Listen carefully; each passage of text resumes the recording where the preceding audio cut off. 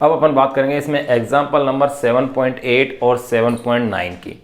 देखो अपन ने इसमें आघूर्णों का सिद्धांत जो समझा था उस पर आधारित ये क्वेश्चन है। आघूर्णों के सिद्धांत के अपन ने दोनों कथन उसमें जान लिए थे।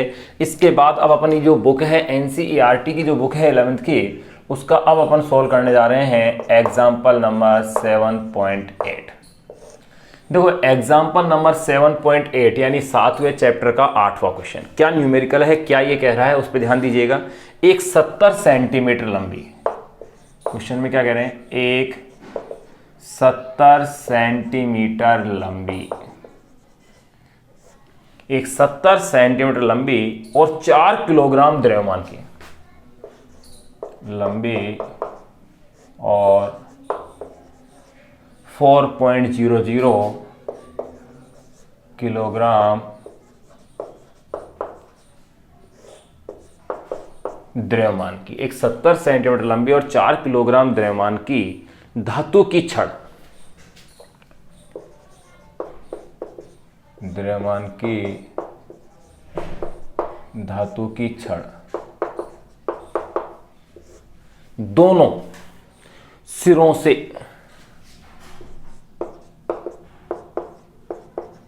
10 सेंटीमीटर दूर, एक 70 सेंटीमीटर लंबी और 4 किलोग्राम द्रव्यमान की धातु की छड़ दोनों सिरों से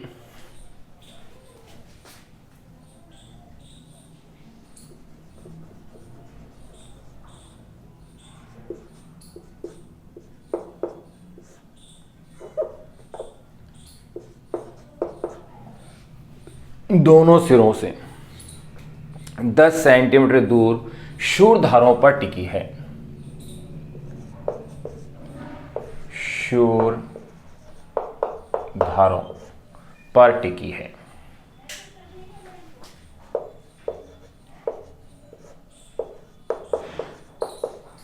शूरधारों पर टिकी है। इसके एक सिरे से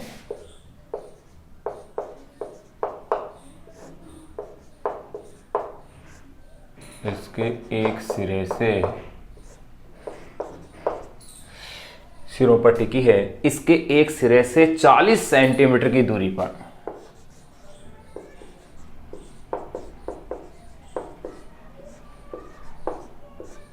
इसके एक सिरे से 40 सेंटीमीटर की दूरी पर 6 किलोग्राम द्रव्यमान की दूरी पर 6 किलोग्राम द्रव्यमान का, इसके एक सिरे से 40 सेंटीमीटर की दूरी पर 6 किलोग्राम द्रव्यमान का एक भार लटकाया गया है। द्रव्यमान का एक भार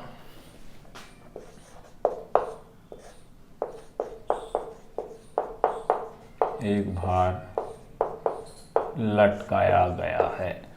6 किलोग्राम द्रव्यमान का एक भार लटकाया गया है। शूरधारों पर लगने वाले शूरधारों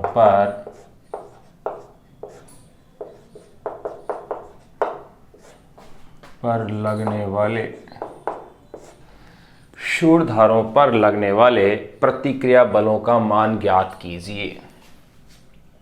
लगने वाले प्रतिक्रिया बलों के मान ज्ञात कीजिए। शूरधारों पर लगने वाले प्रतिक्रिया बलों के मान ज्ञात कीजिए। छड़ समान व समान अनुप्रस्थ काट की है। छड़ एक समान है, वे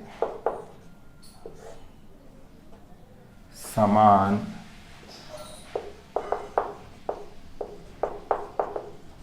अनुप्रस्थ काट की है। ये अपने पास क्वेश्चंस दिया हुआ है। अब देखिएगा इस क्वेश्चन को अपन सोल्व करते हैं।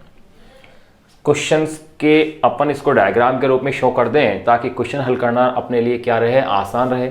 एक 70 सेंटीमीटर लंबी और 4 किलोग्राम द्रव्यमान की धातु की छड़ दोनों सिरों से 10 सेंटीमीटर दूर क्षार धारों पर टिकी है। तो देखिएगा, पहले अपन इस छड़ को बनाएं।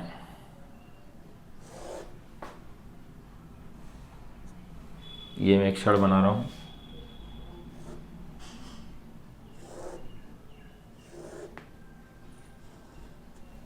एक समान छड़ है। देखिए, इसके दो सिरे अपन ले लें। ये सिरा ए है और ये सिरा क्या है, इसका बी है। ये जो मैंने छड़ बनाई है, इसके सिरों से 10 सेंटीमीटर दूरी पर दो शूरधार है, यानी कि 10 सेंटीमीटर पर एक शूरधार मैंने यहां ले लिया है।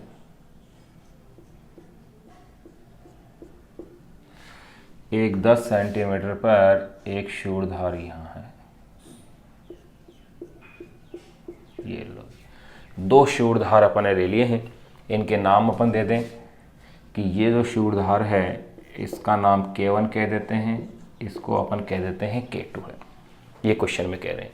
तो इसमें पूछ भी ये रहे हैं, शूरधारों पर लगने वाले प्रतिक्रिया बलों के मान ज्ञात कीजिए। शूरधारों पर लगने वाले प्रतिक्रिया बलों के मान ज्ञात कीजिए, यही क्वेश्चन है।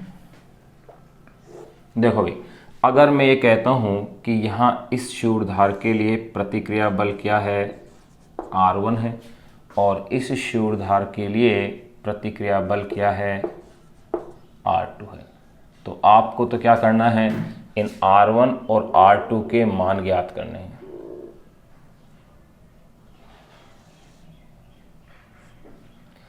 R1 और R2 के मान अपन को इसमें ज्ञात करने हैं। अब देखिए भाई, अगर मैं बात करूं कि छड़ की जो लंबाई है 70 सेंटीमीटर है, अगर छड़ की लंबाई 70 सेंटीमीटर है, इसका मतलब इसका सेंटर ऑफ ग्रेविटी यानी कि गुरुत्व केंद्र इसके मध्य में है।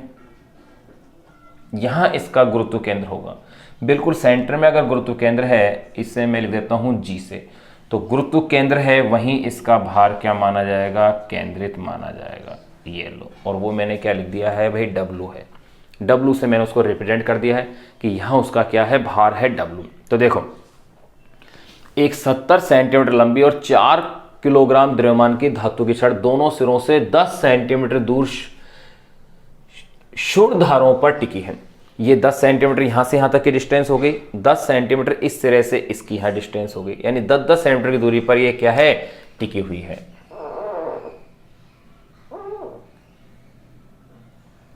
ये लो, ये सिरे ए और बी है।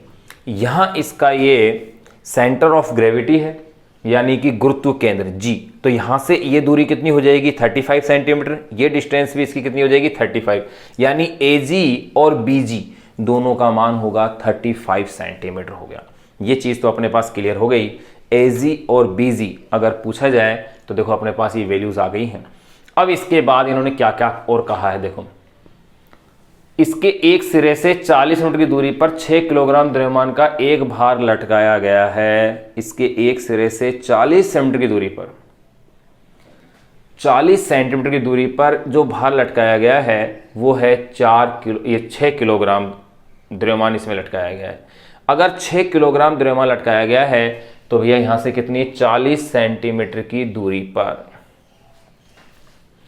अगर मैं इस सिरे से अगर मैं बात करूं कि इसने ये तो कहा नहीं किस सिरे से है, देखो, इसके एक सिरे से 40 मीटर की दूरी पर 6 किलोग्राम द्रव्यमान का एक भार लटकाया गया है। मान लिया इस सिरे से 40, भाई 35 तो यहां हो गए, तो यहां पर ये जो डिस्टेंस होगी 5 और हो गई, यानी यहां पर जो है भार लटकाया गया है। ये लो भाई, इसे यहां से ले लेते हैं अपन, ये अगर W है, इस भार को मैंने ले लिया है W डैश। यहां हो गया है ये C, इससे मैं C से रिप्रेजेंट करता हूं, A, B और C। G का मतलब तो सेंटर ऑफ ग्रेविटी हो गया। देखो यहां से यहां तक ये है 35, यहां से इस सिरे तक की डिस्टेंस क्या हो गई है मेरे पास, 40, यानी कि BC का जो मान है मेरे पास, वो मेरे पास आ गया है 40 सेंटीमीटर आ गया है। और इसका मतलब C से G तक की जो डिस्टेंस बचेगी वो मेरे पास 5 सेंटीमीटर हो गई। अब मैं एक बार इन सबको पूरे को शो कर दूं। देखो एक बार, पूरी जो छड़ है, इस पूरी छड़ की जो लंबाई है वो तो दी है इन्होंने 70 सेंटीमीटर, 70 सेंटीमीटर दी हुई है। फिर अब अगर मैं बात करूं इसके अंदर इसकी जी वाले पॉइंट की, तो ए से जी तक की जो डिस्टेंस होगी ये होगी 35 सेंटीमीटर, क्योंकि ये सेंटर ऑफ ग्रेविटी आ गया यानी गुरुत्व केंद्र। तो यहां से 35 है, तो यहां से भी इस सिरे से भी क्या है, ये 35 सेंटीमीटर होगी। फिर गौर कीजिएगा, यहां ये जो भार लटकाया गया है ये इस सिरे से 40 सेंटीमीटर की दूरी पर है। इस सिरे से भी ले सकते थे आप, क्योंकि इसने कहा किसी एक सिरे से। क्या कहा है, एक भार लटकाया गया है इसके एक सिरे से। तो देखो ये जो भार लटकाया गया है यह है 40 किलोग्राम का द्रव्यमान है। फिर इसका मतलब इन दोनों के बीच जो डिस्टेंस आएगी ये हो गई है 5 सेंटीमीटर। ये 5 सेंटीमीटर आ गई है अपने पास, ये ध्यान रखना। ये जो डिस्टेंस आ गई है सी और जी के बीच की कितनी आ गई है, 5 सेंटीमीटर आ गई। अब आगे फिर देखें अपन ने, यहां ये अपन ने देख लिया है ये R1 और यहां ये मैंने R2 लिख ही लिया है इनको।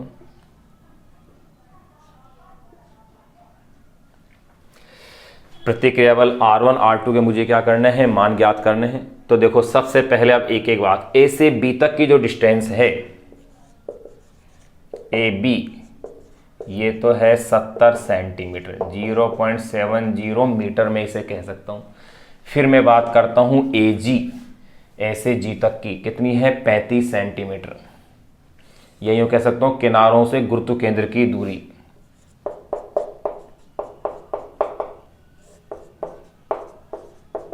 किनारों से गुरुत्व केंद्र की दूरी इजिकल टू, इसे मैं लिख सकता हूं एजी और इसे ही कह सकता हूं मैं बीजी। ये है 35 सेंटीमीटर, 0.35 मीटर हो गई ए से बी तक, यानी कि छड़ की जो लंबाई है। चलो मैं इसे इस तरह से पूरी लैंग्वेज के रूप में ही लिख देता हूं।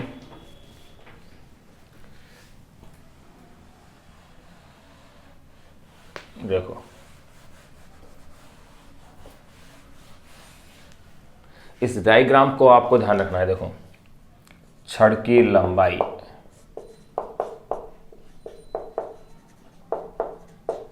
छड़ की लंबाई अगर ए बी है तो यह है 70 सेंटीमीटर, 0.70 मीटर। फिर मैं बात करता हूं इसके किनारों से गुरुत्व केंद्र की दूरी।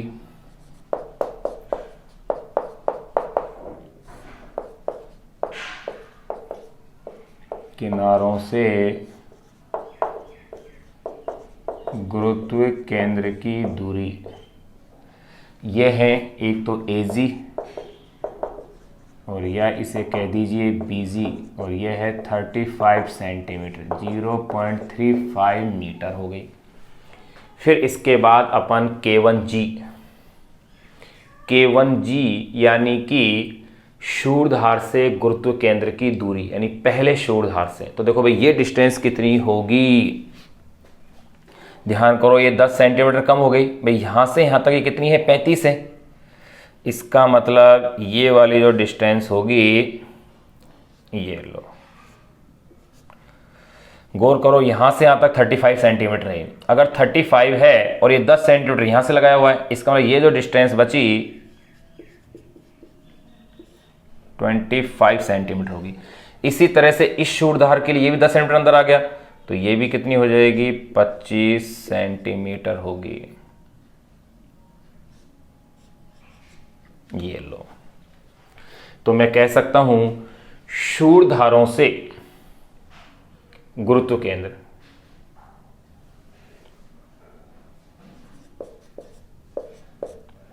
शूरधारों K1 व K2 की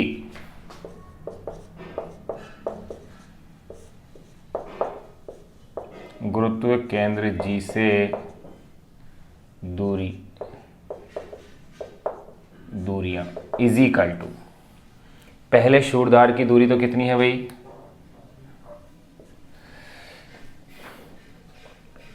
K1G दोनों दूरियां समान है भाई, K1G भी यही है और K2G भी यही है। से दूरियां K1G और K2G दोनों ही कितनी हैं, 25 सेंटीमीटर, यानी 0.25 मीटर। दोनों ही दूरियां 25-25 सेंटीमीटर आ रही है। डायग्राम में अपन ने इस चीज को देख लिया है। फिर देखो यहां ये अपने दूरियां आ गई हैं, तो फिर देखो इसमें छड़ का भार,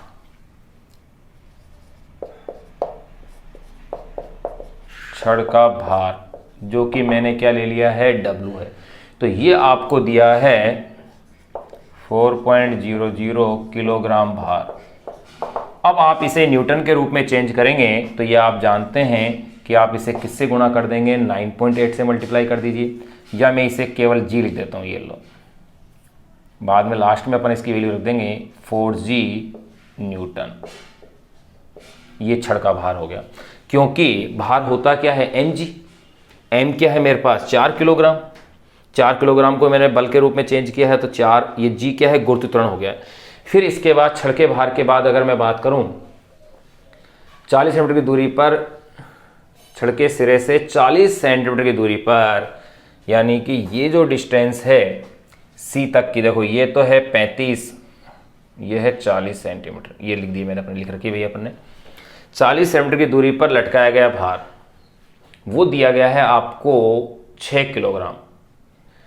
एक अपन डिस्टेंस ये और लिख दें, ये तो अपन ने भार लिख लिया है। एक देखो लटकाया गया है 6 किलोग्राम द्रव्यमान का एक भार लटकाया गया है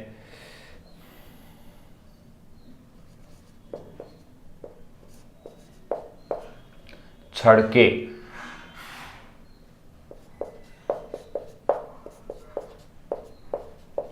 सिरे से 40 सेंटीमीटर की दूरी पर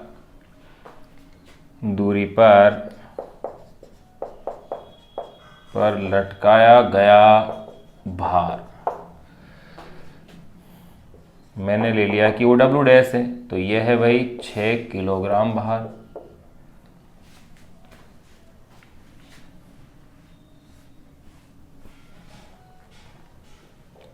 .00 किलोग्राम वेट, और इसे आप कह सकते हैं 6G न्यूटन। ये लो भाई, ये अपने पास भार हो गया। अब और कुछ दूरियां हैं, उनको भी अपन इसमें नोट कर लें। B से C तक की, देखो BC आपके पास है 40 सेंटीमीटर, यानी कि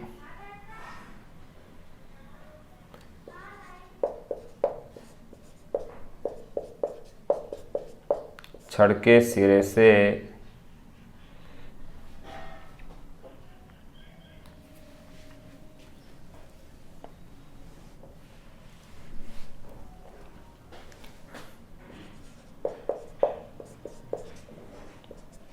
छड़ से लटकाए गए भार की, छड़ से लटकाए गए भार की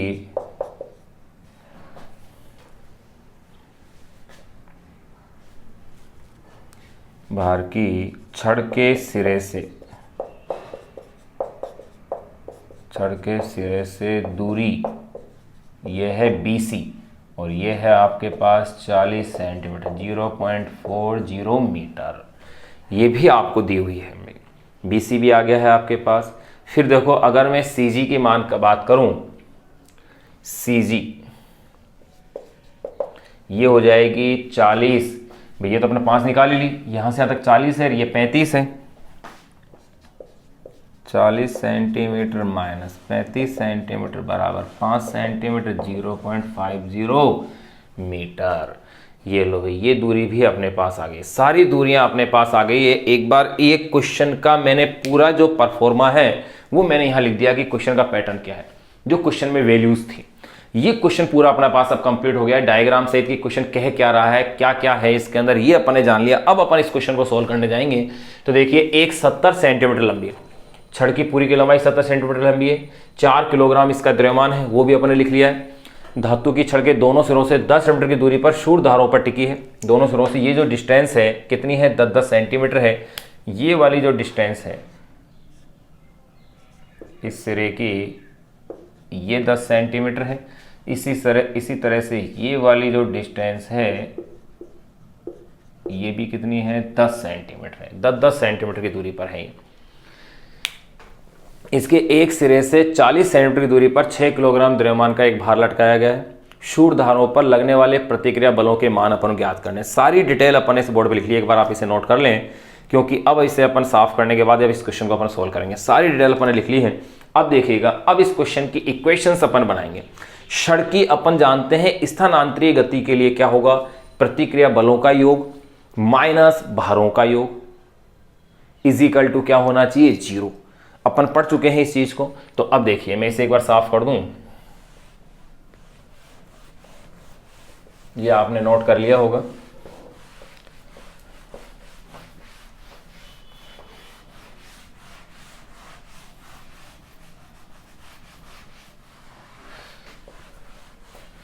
तो देखो, अब मैं यहां पर इसमें अब क्वेश्चन को सोल्व करने जा रहा हूं। क्षण के स्थानांतरीय संतुलन हेतु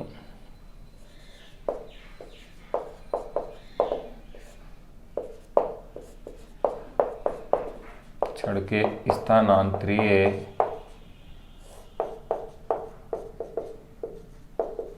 संतुलन हेतु क्या होना चाहिए कि प्रतिक्रिया बल R1 प्लस R2 इनका योग माइनस भारों का योग यानी W minus W dash is equal to क्या होना चाहिए, 0 होना चाहिए। या मैं इसे यूं भी कह सकता हूं, देखो अगर मैं इसे सोल्व करूं, R1 plus R2 is equal to W, भाई इसको इधर पक्षांतरण कर लें अपन तो माइनस प्लस का हो जाएगा ना, W प्लस W डैश, ऐसा भी कहा जा सकता है।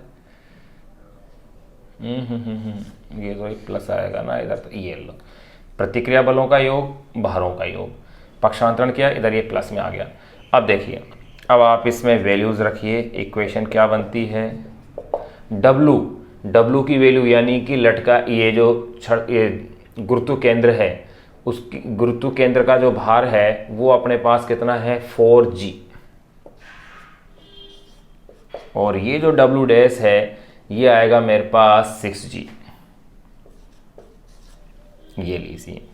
अब आप इनकी वैल्यूज पुट कीजिए, R1 प्लस R2 6g यानी 4 प्लस 6, ये लो g,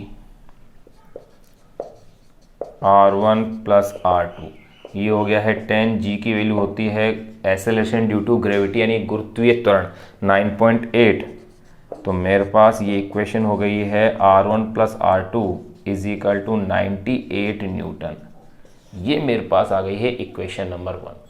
अब मैं बात करूं इसमें घूर्णी संतुलन के लिए।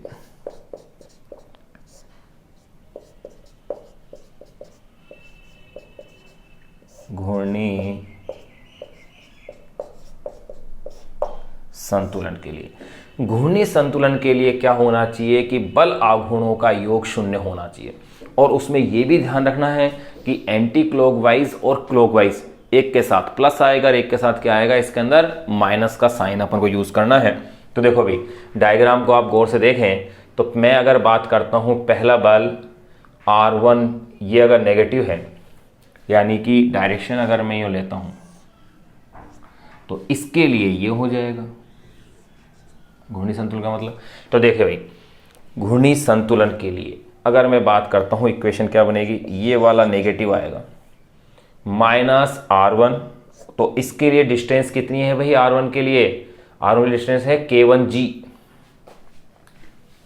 K1g गुरुत्वाकर्षण से दूरी इनटू K1g प्लस दूसरा जो बल है मेरे पास वो है W डैश। भाई कौन सा ले रहा हूं मैं इसमें, ये तो है भाई W और ये है W डैश। तो देखो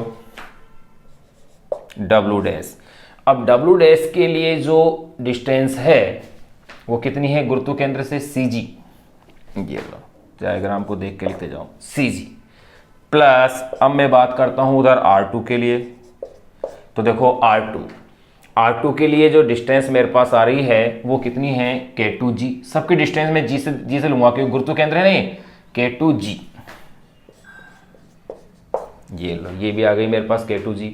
और ये टोटल कितना आएगा, 0 आएगा। देखो भाई चारों अपने ये भार ले लिए हैं क्या, ये भार लटकाया गया, भार आ गया, R1 और R2 भी आ गया। बस अब आपको इसके अंदर केवल वैल्यूज पुट करनी है, बाकी कुछ नहीं करना है। अगर अपन को इसमें वैल्यूज ही पुट करनी है तो देखो भाई इक्वेशन में क्या क्या और कैसे कैसे अपने पास वैल्यूज आ रही हैं। -R1 ऐसे कैसे रहने दें आप इसे, ठीक है। फिर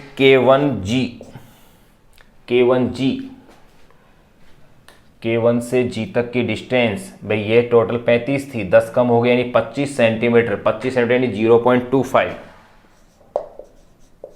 ये लो, प्लस W डैश था 6G, ये लो। फिर बात करेंगे अपन CG की, C से G तक था 5 सेंटीमीटर यानी कि 0.05, ये लो, प्लस R2 K2G ये भी आ गया है मेरे पास 25 सेंटीमीटर यानी कि 0.25 इज इक्वल टू 0। अब देखो इसके आगे के हिस्से को भी मैं यहाँ सोल्व कर रहा हूँ। अब यहाँ अगर मैं इसकी इक्वेशन को देखता हूँ तो इक्वेशन में मेरे पास स्टेप्स क्या आ रही हैं उन पे गौर कीजिएगा। इसको मैं इस तरह से लूँ,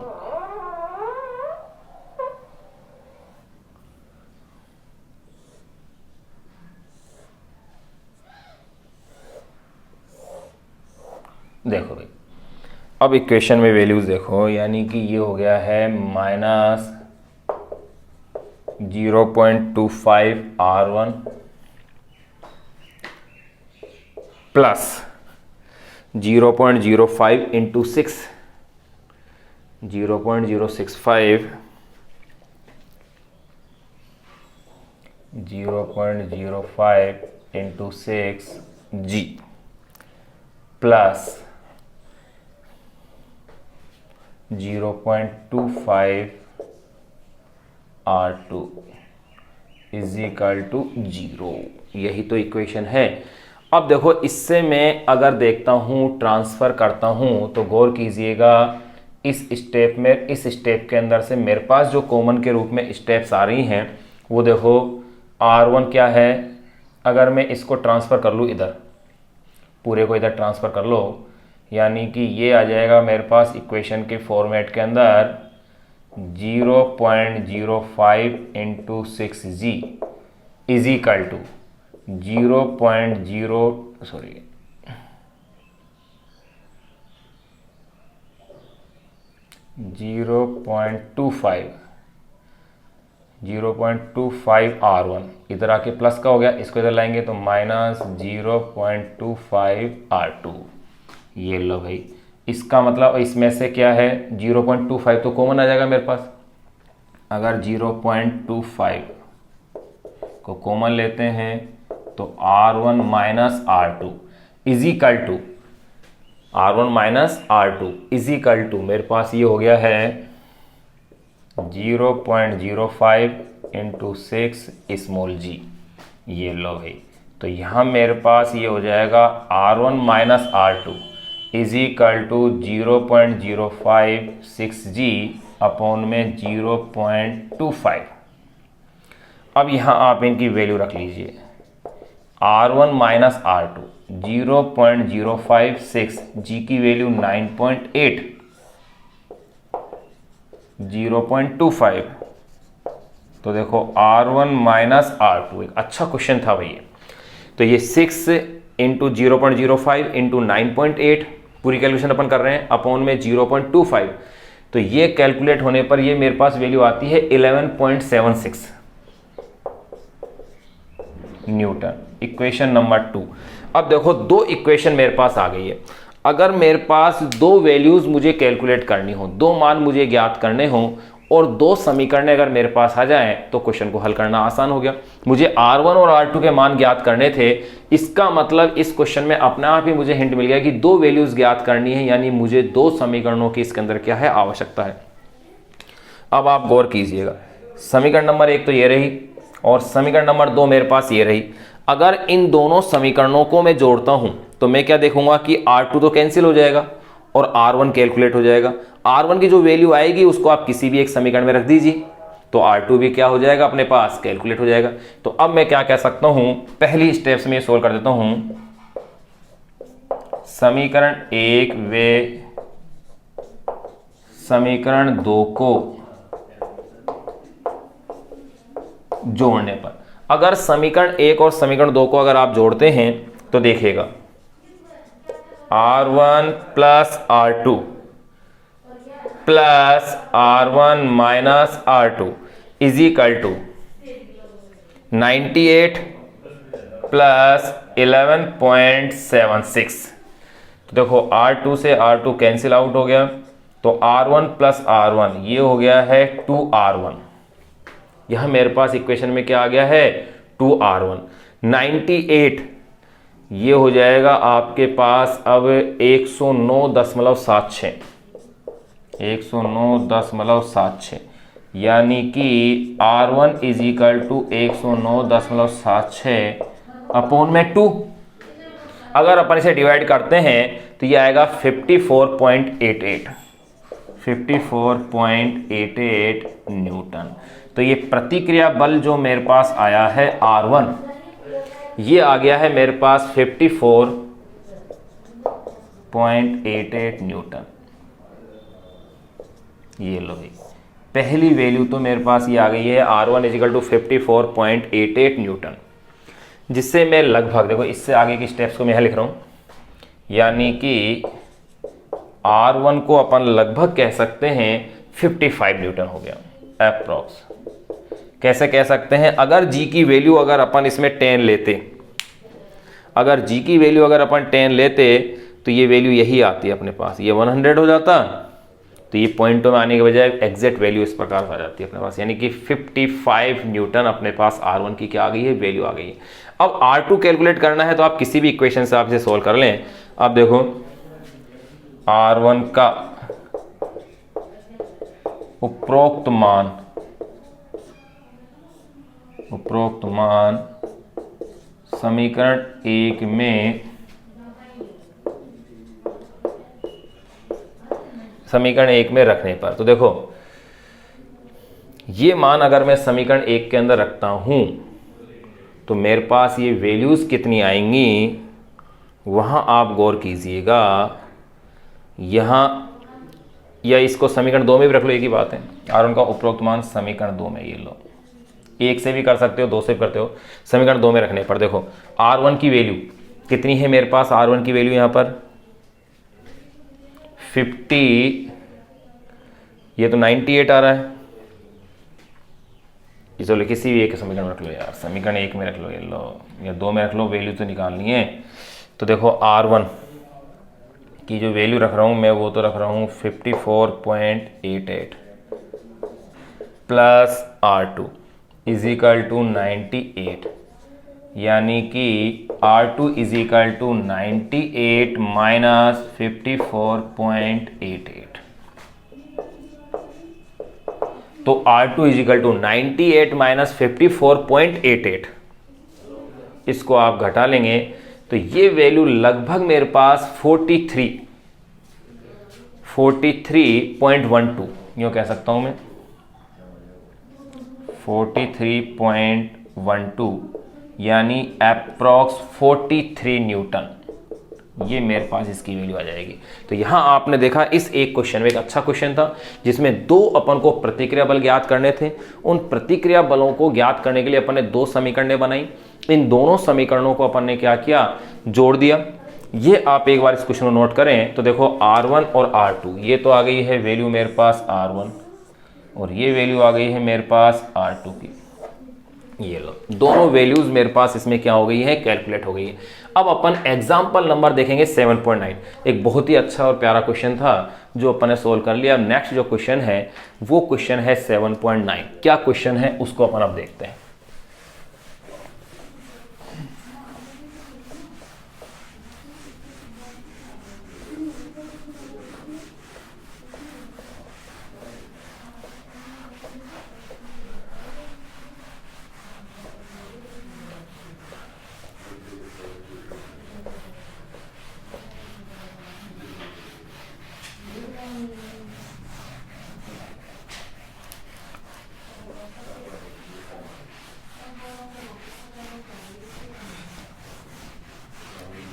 देखिए क्वेश्चन नंबर 7.9 क्या है।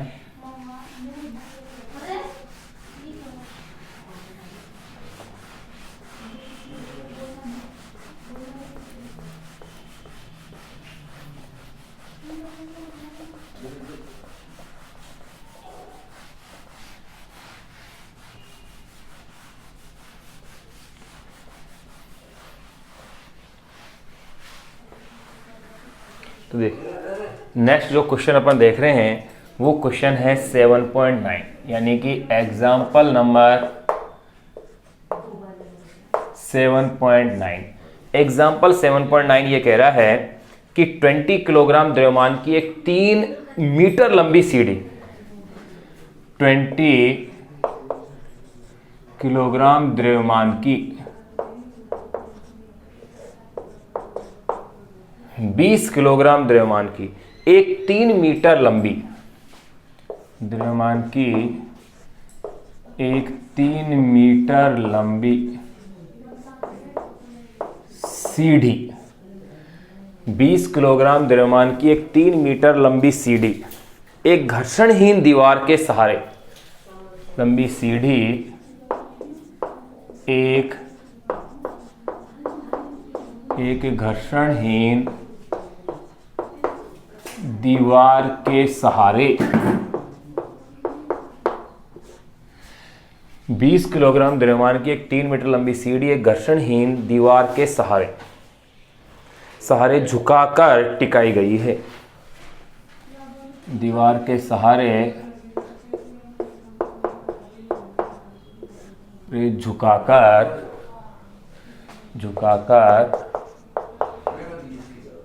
टिकाई गई है,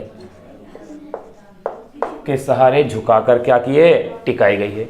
इसका निचला सिरा फर्श पर, इसका निचला सिरा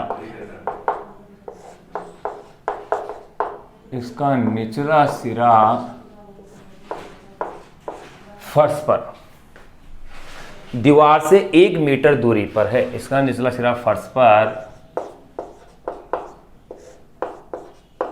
दीवार से 1 मीटर की दूरी पर है। इसका निचला सिरा फर्श पर दीवार से 1 मीटर की दूरी पर है। दीवार और फर्श के प्रतिक्रिया बल ज्ञात कीजिए। ये क्वेश्चन दिया है। दीवार व फर्श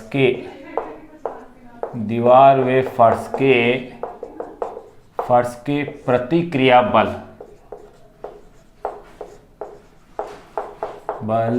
ज्ञात कीजिए। यानी कि दोनों के ही क्या पूछ रहे हैं, इसके अंदर भी प्रतिक्रिया बल पूछ रहे हैं। देखिएगा क्वेश्चन में जो दिया गया है पहले अपन उसे इसके अंदर नोट कर लें ताकि क्वेश्चन को दोबारा अपन को पढ़ने की आवश्यकता ना पड़े। किस तरह से क्वेश्चन है, 20 किलोग्राम द्रव्यमान की एक 3 मीटर लंबी सीढ़ी का द्रव्यमान 20 किलोग्राम है, लंबाई उसकी जो दी गई है वो है भाई 3 मीटर दी गई है आपको, और इसका निचला सिरा फर्श पर दीवार से 1 मीटर की दूरी पर है। यहां तक की वैल्यूज अपन को दी गई है। चलो देखो अपन बनाते हैं।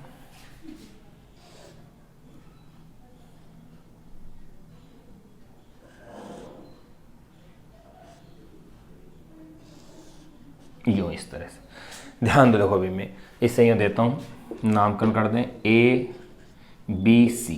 ये CD है, ये दीवार है, यहां से ये जो दूरी है 1 मीटर है और ये कितनी है 3 मीटर। इसको थोड़ा सा अपन यूं बना दें ताकि अनुपात के रूप में सही दिखे। चलो अपन तो क्वेश्चन को समझना है केवल। ये जो डिस्टेंस है ये 1 मीटर है और ये जो डिस्टेंस है ये है 3 मीटर है। ये अपन को दी गई है। अब देखिएगा इस पर लगने वाले प्रतिक्रिया बलों को अपन को शो करना है। तो इसको शो करने से पहले अपन ऐसे करते हैं, इसको थोड़ा सा बड़ा ही बना लें ताकि इनको इजीली अपन दर्शा सकें। चलो अपन थोड़ा सा इसे क्या करते हैं, बड़ा बना लेते हैं।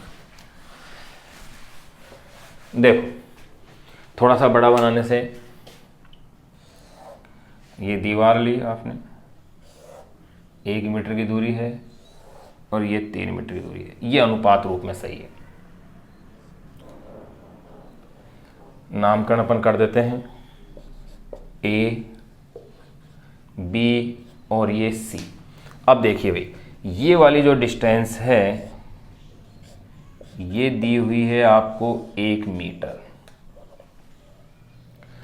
ये जो डिस्टेंस आपको दी है ए से सी तक की, ये दी गई है 3 मीटर, बिल्कुल दी गई है। ये 1 मीटर है, ये 3 मीटर है, और इस जो सीडी जो है इसका द्रव्यमान है 20 किलोग्राम। तो देखो इसका गुरुत्व केंद्र कहाँ होगा, इसके सेंटर में होगा, यहाँ इसका गुरुत्व केंद्र होगा। यानी कि इसका भार जो W है वो कहाँ होगा भाई, ऊर्ध्वाधर नीचे की ओर होगा।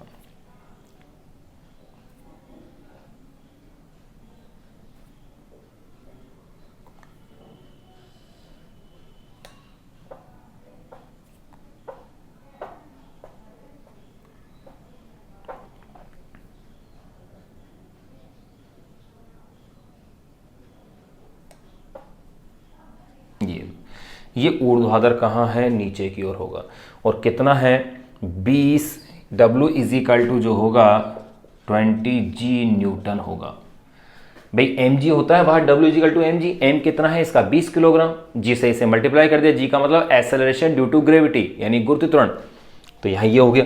अब देखें आप इसके अंदर, अगर मैं ये मान के चलूं कि यहाँ अगर दीवार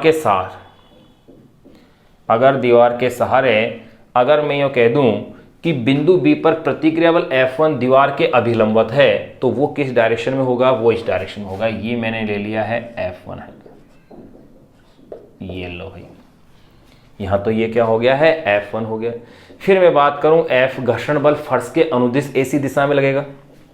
ये AC दिशा के अंदर क्या लगेगा, इस पर घर्षण बल लगेगा। फर्श के अनुदेश AC दिशा के अंदर क्या होगा, घर्षण बल F होगा। ये लो, ये घर्षण बल F भी शो कर दिया मैंने। अभिलंब प्रतिक्रिया बल जो फर्श का होगा, फर्श के लंबवत प्रतिक्रिया बल ऊर्ध्वाधर ऊपर की ओर, वो ये होगा।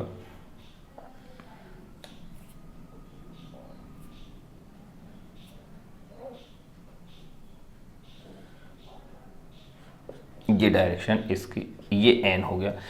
N का और F का, N और F का जो अगर मैं कहता हूं कि प्रतिक्रिया बल, N और F के मिलने से फर्श का जो प्रतिक्रिया बल है वो मैंने ले लिया कि ये F2 है। ये क्या है, F2 है। बस ये अपने पास सारे क्वेश्चन के अंदर, सारी मैंने इस डायग्राम के अंदर सब कुछ क्या कर दिया है, शो कर दिया है। अगर अपन ने सब कुछ इसमें शो कर दिया है तो अब क्वेश्चन हल करना अपने लिए क्या होगा, आसान होगा। पहले एक एक के बारे में लिख दूं कि कौन क्या क्या है। तो देखो F1 तो है, F1 जो F1 आ रहा है ये तो है बिंदु B पर प्रतिक्रिया बल। बिंदु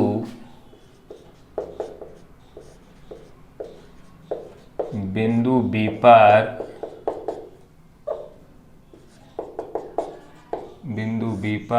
प्रतिक्रिया बल, बिंदु B पर प्रतिक्रिया बल दीवार के अभिलंबवत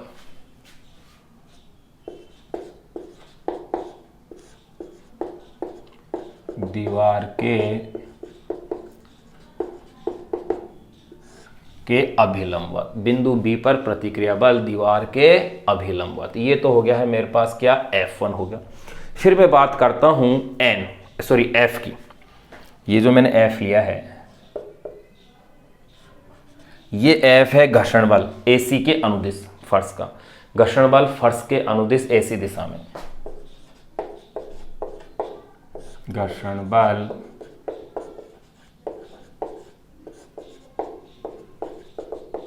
फर्श के अनुदेश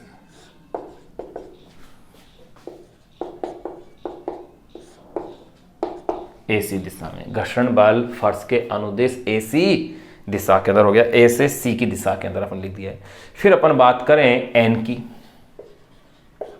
यहां N है क्या, N मैंने यहां पर क्या कहा था, फर्श के लंबवत प्रतिक्रिया बल यानी ऊर्ध्वाधर ऊपर की ओर कह सकता हूं। ऊर्ध्वाधर ऊपर की ओर, ऊर्ध्वाधर ऊपर की ओर, फर्श के लंबवत, फर्श के लंबवत प्रतिक्रिया बल, ये लो, ऊर्ध्वाधर ऊपर की ओर फर्श के लंबवत प्रतिक्रिया बल है N। फिर यहाँ अपन ने जो F2 लिया है, अब जरा इसकी भी बातें कर लें कि F2 है क्या, N और F का परिणामी प्रतिक्रिया बल। तो कह सकते हैं N वे F के मिलने से फर्श का प्रतिक्रिया बल, N वे F के मिलने से फर्श का प्रतिक्रिया बल, ये लो। ये अपन ने क्वेश्चन के सारे डेटाज अपन ने यहाँ एंटर कर दिए हैं। अब क्वेश्चन को अपन इसमें सॉल्व करने जा रहे हैं। तो देखो, ये साइड मुझे पता है 3 मीटर है, ये 1 मीटर है, ये कितनी है ये पता की जा सकती है पाइथागोरस प्रमेय से। भाई इसकी ज्यामिति यही कहती है। तो मैं क्या कह सकता हूं कि इस BC का जो मान है वो अपन इसमें इजीली निकाल सकते हैं। तो देखो यूं कहते हैं, चलो चित्र की ज्यामिति से, ये लो, चित्र की ज्यामिति से या पाइथागोरस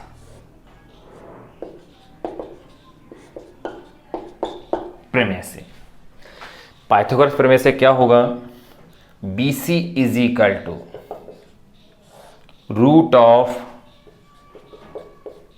AC का स्क्वायर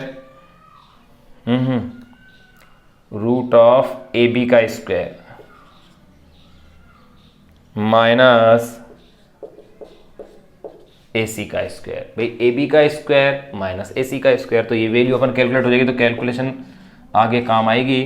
AB की वैल्यू कितनी है 3, ये है 1, 3 का स्क्वायर हो गया है 9, 1 का स्क्वायर 1, रूट ऑफ 8 यानी कि 4 इंटू 2 यानी कि 2 रूट ऑफ 2 मीटर आ गया है।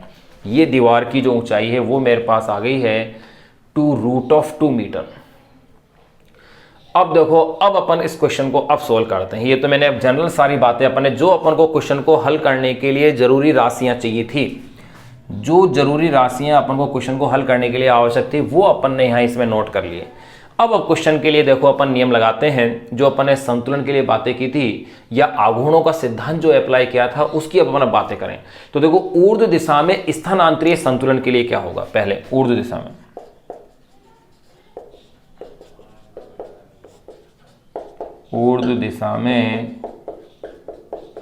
स्थानांतरीय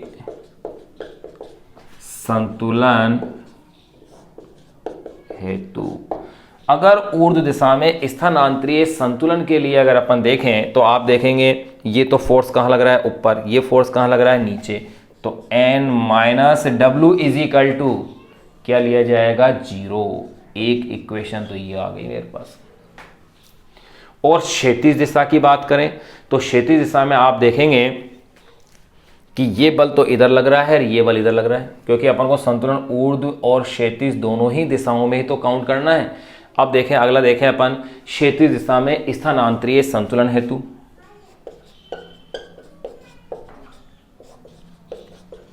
क्षैतिज दिशा में स्थानांतरीय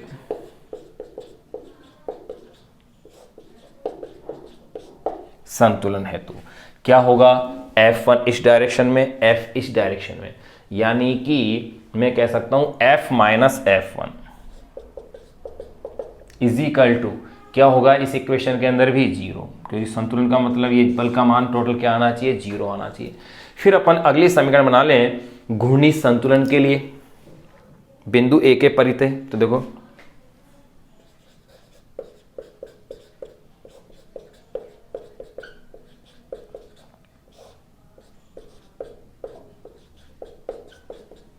घूर्णी संतुलन के लिए बिंदु A के परितः के लिए बिंदु ए के परितः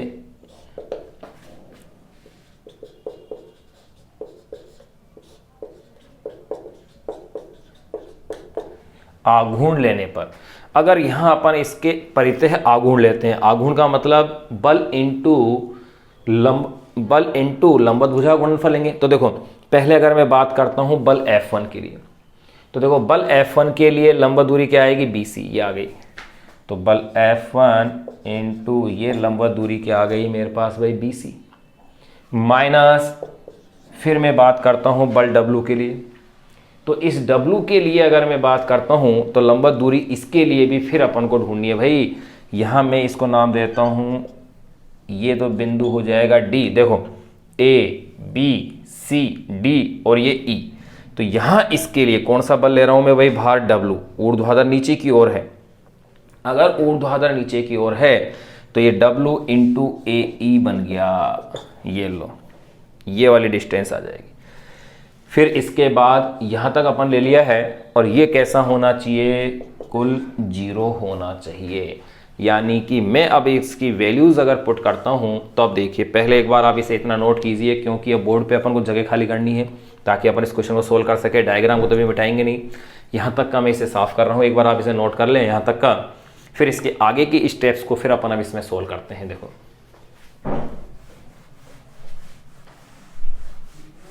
बहुत ही बेहतरीन और बढ़िया क्वेश्चन है जिसको कि अपन सोल्व कर रहे हैं। इससे पहले जो क्वेश्चन अपन ने सोल्व किया था एग्जाम्पल, वो भी एक अच्छा क्वेश्चन था।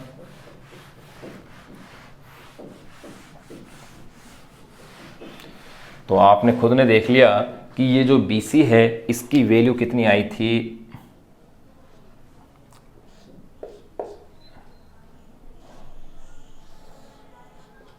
ये आई थी 2√2 मीटर आई थी, अभी अपन ने निकाल ली थी।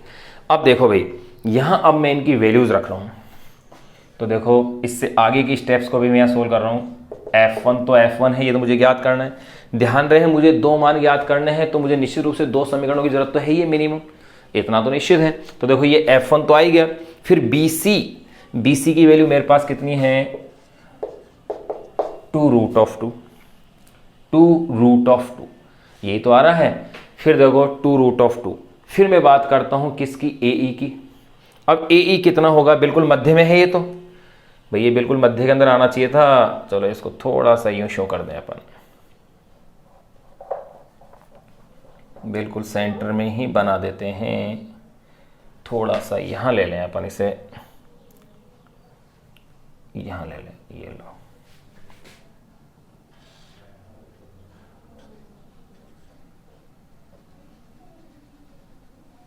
यहां E को शो कर दो, ये लो, थोड़ा सा और इधर ले लें।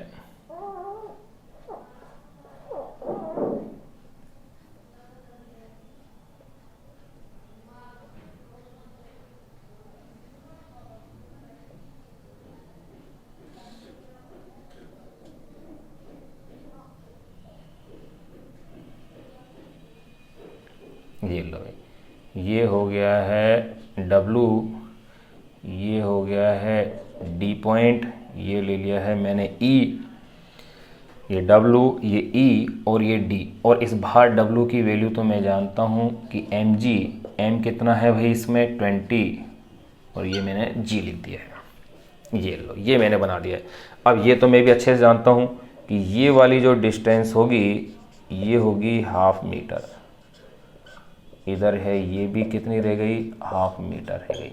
तो अब देखो भाई, माइनस W, अब W की वैल्यू तो भाई मेरे पास है ही, इसके अंदर कितनी है मेरे पास W की वैल्यू, आप भी देख रहे हैं mg के रूप में 20g आ जाएगी। तो चलो इसको रख देता हूं मैं 20g, फिर इंटू AE, A से E तक कितना है, 1/2 इज इक्वल टू 0। ये लो है इक्वेशन, इससे मेरे पास F1 कैलकुलेट हो जाएगा, F1 2√2 इज इक्वल टू, देखो 2 से 20 को तो कैंसिल कर दो, ये लो एक स्टेप और बढ़ा देते हैं, 10g इज इक्वल टू 0, या F1 2√2 is equal to 10g। यानी कि F1 is equal to 10G upon में 2√2 या F1 is equal to 10 into 9.8 2√2। अब देखो भाई 2 से 10 5 टाइम कैंसिल हो गया, 5 9.8 1 अपॉन में √2 0.707 होता है। 1 अपॉन में √2 की वैल्यू याद रखना, 1 अपॉन √2 देखो 1 अपॉन में √2 यानी 1 अपॉन में √2 की वैल्यू 1.414 इज इक्वल टू 0.707। ये वैल्यू आप याद रखना, क्योंकि आपके कई क्वेश्चनों को हल करने के अंदर ये काफ़ी अच्छी आपकी क्या करेगा, मदद करेगा। तो यहाँ देखो अपने पास ये जो वैल्यू आ गई है यानी कि अपॉन में 9.8 ओपन जो 45 ये, यानी कि ये जो मेरे पास वैल्यू आ गई है 34.6 आ जाएगी न्यूटन।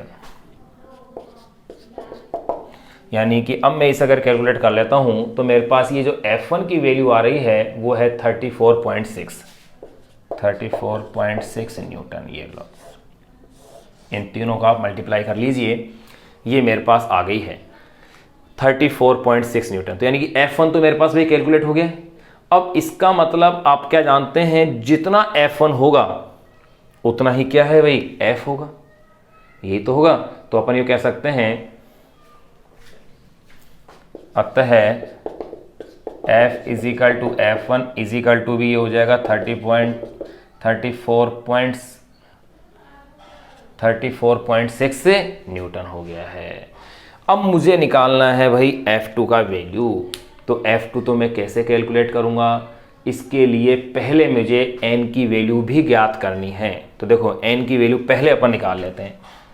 यहां तक तो मेरे पास जो आ चुका है F1 तो आ चुका है भाई, F1 मेरे पास जो आ गया है वो तो मेरे पास यहां तक की वैल्यू तो मेरे पास कंप्लीट आ गई है। F1 अगर मेरे पास कंप्लीट यहां तक आ गया है, उसके साथ साथ मैं n को और देख लेता हूं एवं n। देखो n क्या है, अभिलंब प्रतिक्रिया बल है इस भार का। अगर अभिलंब प्रतिक्रिया बल है तो n इज इक्वल टू क्या है, W के इक्वल है। अगर W के इक्वल है तो ये mg है। m कितना दिया हुआ है 20, g की वैल्यू आप जानते हो 9.8 है, तो यानी कि 196 न्यूटन आ गया। ये लो n भी आ गया मेरे पास, W भी मेरे पास आ गया है, ये भी आ गया है, F1 भी मैंने कैलकुलेट कर लिया है। और F1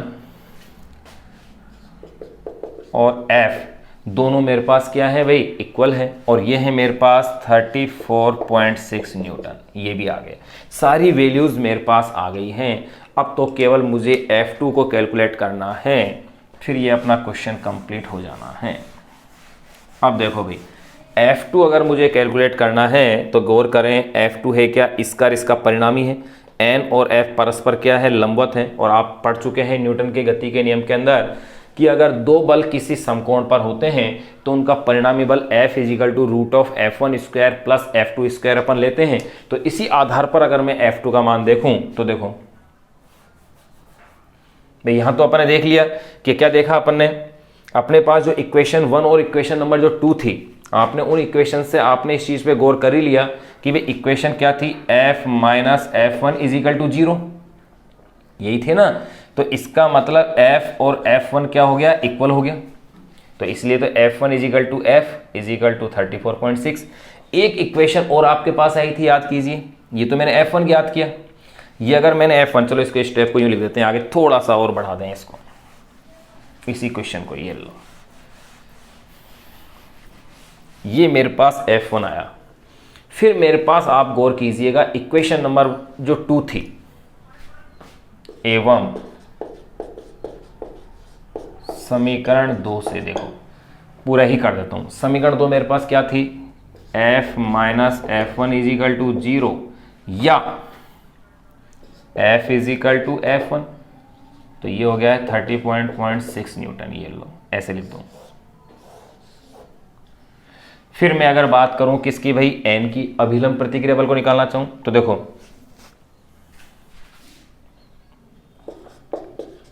एवं समीकरण 1 से।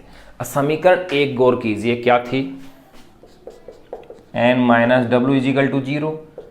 तो या इससे देखो n इज इक्वल टू क्या बन गया मेरे पास w, और w इज इक्वल टू क्या है mg।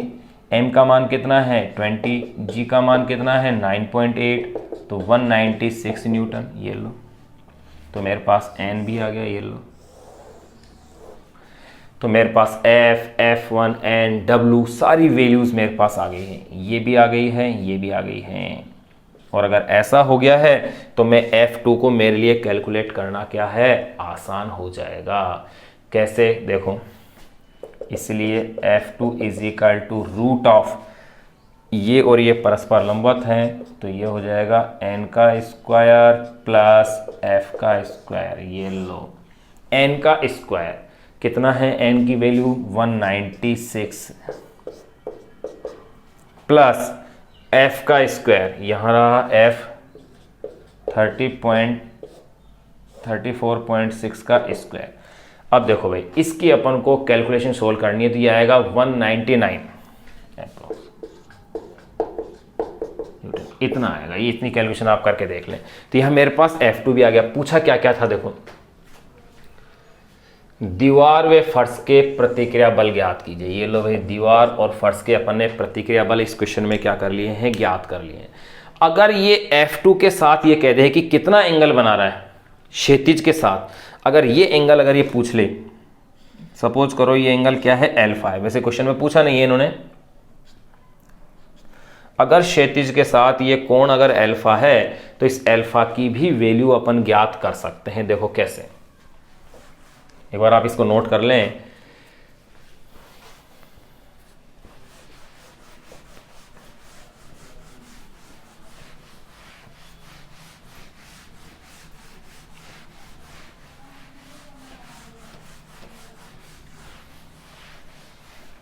अगर यो कह दिया जाए यदि बल F2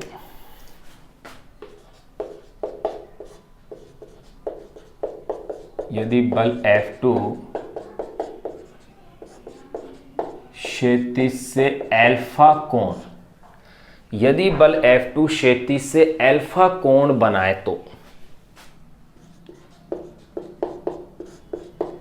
वैसे इन्होंने कोण पूछा नहीं है, अपन इसमें निकाल के इसको बता रहे हैं। तो देखिएगा tan alpha is equal to लंब बटे आधार, लंब क्या है BC हो गया, सॉरी लंब तो क्या हो गया, ये वाला बल के रूप में अपन ले लेंगे, यानी कि n और अपोन में f, n अपोन में f बन जाएगा। ये लो भाई, n और f का होगा, ये अपन सदिश में भी पढ़ चुके हैं, बलों के साथ भी पढ़ चुके हैं इस चीज को। तो n अपोन में f। अब देखो n की वैल्यू आपके पास आई थी भाई, n की भी तो वैल्यू आपके पास आई थी, कितनी थी 196, और f की भी वैल्यू आपके पास आई थी भाई, कितनी आई थी, f की वैल्यू आपके पास आई थी, ये अपन ने निकाली थी, f की वैल्यू आई थी 34.6, यानी कि, या मैं इसे कह सकता हूँ f की वैल्यू को अपन कह सकते हैं 196 अपोन में 4 रूट ऑफ 2। बिल्कुल इस फॉर्मेट में भी उसे लिखा जा सकता था, यानी कि f की वैल्यू को अगर अपन इस फॉर्मेट में लिख दें 196 अपोन में 4 रूट ऑफ 2, तो ये आंसर आ गया है मेरे पास 4 रूट ऑफ 2, ऐसे लिखा जाएगा। यानी कि alpha is equal to 10 inverse 4 root of 2, तो ये है अप्रोक्स 80 डिग्री, ये वैल्यू मेरे पास आ जाती है, यानी कि लगभग 80 डिग्री आंसर आ जाता है। पूछा नहीं है, अपन ने थोड़ा सा इसको एक्स्ट्रा में निकाल लिया है। यहाँ अपने एग्जाम्पल नंबर 7.8 और एग्जाम्पल नंबर 7.9 दोनों क्वेश्चन वेल अपडेट अपने कंप्लीट हो गए हैं। एक बार आप इनको नोट कर लें।